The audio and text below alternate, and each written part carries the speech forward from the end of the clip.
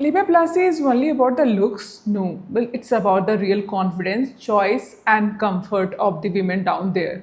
So आज हम बात करेंगे लेबियाप्लास्टी के बारे में, जो बहुत ही अनस्पोकन टॉपिक है।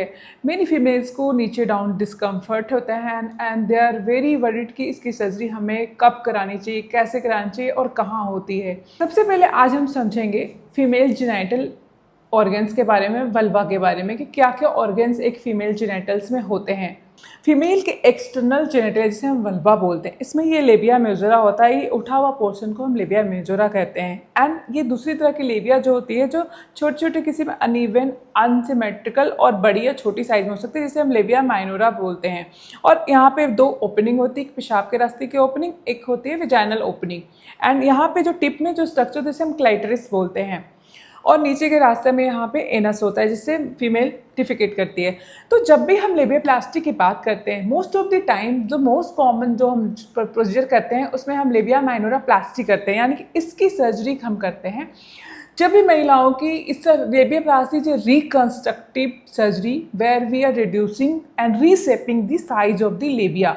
Mostly we are doing the labia minora plasty and कभी कभी हमें लेबिया मेजोरा प्लास्टी की जरूरत पड़ सकती है जब ये पूरी तरह सैग्ड एंड ओल्ड लुकिंग देता है। तो अभी हम बात करेंगे किन फीमेल्स को लेबियाप्लास्टी की जरूरत पड़ सकती है। सबसे पहला होता है जिन फीमेल को बिग लेबिया हो, जिसे हम लेबियल हाइपरट्रोफी कहते हैं। नॉर्मल साइज से 2 सेंटीमीटर से भी ज़्यादा अगर बड़ा साइज का होता है तो हम लेबियाप्लास्टी ऐसे पेशेंट में परफॉर्म कर सकते हैं। स्पेशली वीमेन को जब फंक्शनल इशू होता है, जैसे हाइजीन रिलेटेड इशू, तो बिग फोल्ड्स ऑफ लेबिया में बैक्टीरिया, माइक्रोऑर्गेनिज्म हमेशा उसमें पड़े रहते हैं, जिससे वो बार बार पेशेंट को रिकरेंट इन्फेक्शन और इचिंग होता रहता है, जिसकी वजह से वो डिस्कम्फर्ट फील करती है। नंबर 2, जब पेशेंट को टाइट अंडरगारमेंट्स पहनने में लेबिया स्वेल अप हो जाता है, उसमें सूजन होती है, पेशेंट को पेन और स्ट्रेचिंग एंड डिस्कम्फर्ट फील होता है, स्पेशली वॉकिंग में and the scooty riding and the cycling में। एंड थर्ड, जब वीमेंस सेक्सुअल एक्टिव मैरिड हो, उनकी बिग लेबिया होने से चाइल्ड बर्थ के इसमें कट्स लग के स्ट्रेच भी हो जाते हैं, उससे ब्लीडिंग होती है, उस तरह के पेशेंट्स भी लेबिया करा सकते हैं। इसके अलावा पेशेंट को during the everyday sexual life में प्रॉब्लम हो रहा हो, pain due to stretching of the labia हो रहा है वाइल पेनिट्रेशन, तो इस तरह के पेशेंट को भी लेबियाप्लास्टी की जरूरत पड़ सकती है। बात करेंगे कि सर्जरी का ड्यूरेशन एंड रिकवरी टाइम के बारे में। सर्जरी हम डिपेंड करता है पेशेंट्स, हम जीए या स्पाइनल एनेस्थीसिया में करते हैं, पेशेंट को पूरी तरह से एनेस्थेटाइज करते हैं ताकि हमें रिलैक्स टिश्यू मिले और हम उसमें अच्छी तरह से कॉस्मेटिक एंड फंक्शनल रिजल्ट दे पाएँ।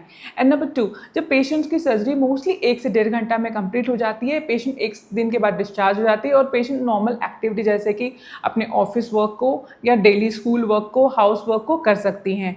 एंड पेशेंट्स के फुल रिकवरी में लगभग 3 to 4 वीक्स लगते हैं। 1 वीक के बाद वो नॉर्मल फील करती है, बट 3 to 4 वीक्स में total cosmetic and the tissue healing हो जाती है, सूचर हील हो जाते हैं। एंड पेशेंट्स को हम फ्यू प्रिकॉशंस बताते हैं, लाइक आपको एंटीबायोटिक्स लेना है रिकवरी के लिए 1 वीक से ऑलमोस्ट, एंड पेन किलर लेना है ताकि पेन ना हो। एंड उसके बाद पेशेंट्स को नॉर्मल जो होता है हाइजीन मेंटेन करना है, क्लीन करना है वाटर से, एंड कुछ ऑइंटमेंट देते हैं उसको अप्लाई करना होता है। एंड पेशेंट्स को नॉर्मल पेनिट्रेशन या सेक्सुअल एक्टिविटी नहीं करनी होती कम से कम 1 महीने के लिए। इस तरह से basic precaution and exercise avoid करना है, योगा अवॉइड करना है, स्ट्रेचिंग अवॉइड करना है, जिसकी वजह से पेशेंट्स कंप्लीट रिकवरी कर जाती है ऑलमोस्ट 3 to 4 वीक्स में।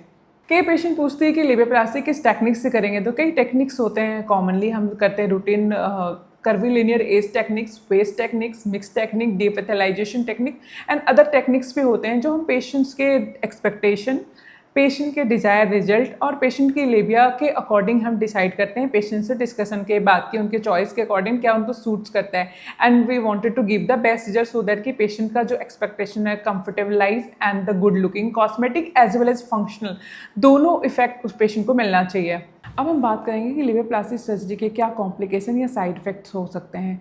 तो जिस तरह से नॉर्मल सर्जरी के जो साइड इफेक्ट्स हो, जैसे पेन, स्वेलिंग होना, इन्फेक्शन होना, टाँके खुल जाना, ये भी लेबियाप्लास्टी सर्जरी में हो सकते हैं अगर आपने right technique and right post operative नहीं किया तो। लेकिन अगर आप right surgery and right doctor guidance में लेते हैं तो इस तरह के कॉम्प्लिकेशन एंड साइड इफेक्ट को मिनिमाइज किया जा सकता है। एंड सबसे इंपॉर्टेंट कॉम्प्लिकेशन होने के चांसेस होते हैं कि आपकी लेबिया या तो पूरी तरह काट दी जाती है या तो उसको अनइक्वल छोड़ दिया जाता है। इसलिए सही सर्जन से कराने, एक्सपीरियंस सर्जन से कराने के बाद लेबियल सिमेट्री के हाई चांसेस होते हैं एंड लेबिया के रिजल्ट काफ़ी अच्छे आते हैं।